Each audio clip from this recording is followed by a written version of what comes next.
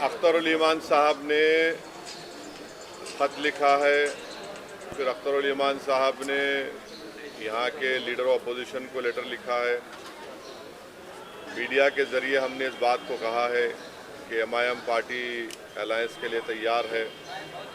और फिर अख्तरुल ईमान साहब ने अपने आखिरी ख़त में ये भी कहा है कि हमको अब 6 सीट दे दीजिए। अब ये उनको फैसला करना है, ये नहीं करेंगे तो बिहार की जनता ये देख लेगी कि कौन बीजेपी को कामयाब कराना चाहता है या कौन बीजेपी को रोकना चाहता है।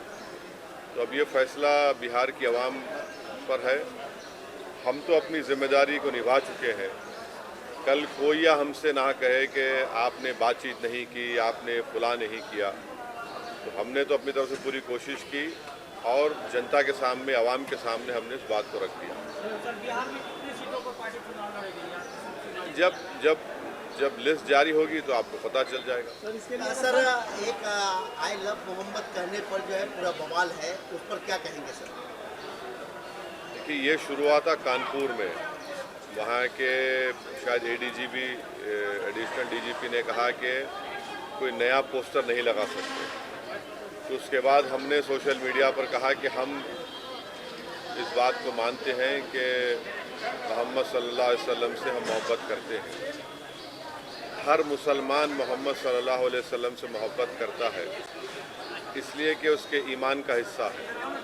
अगर हम मुसलमान हैं और अगर हम अल्लाह को जानते हैं तो वो मोहम्मद सल्लल्लाहु अलैहि वसल्लम ने हमको सिखाया है कि अल्लाह है जो ज़मीन व आसमान का खालिक है, तुम इसकी इबादत करो, किसी और की मत करो।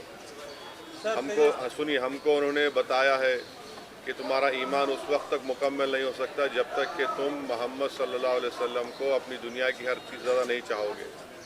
ये तुम्हारे ईमान का हिस्सा है। और आर्टिकल 25 में फ्रीडम ऑफ रिलीजन है, तो संविधान में फंडामेंटल राइट है, इसको आप कैसा छीन सकेंगे किसी से? और ये क्या बात है कि नया पोस्टर कैसा लगाए, जो यूपी में क्या गलत है एकदम।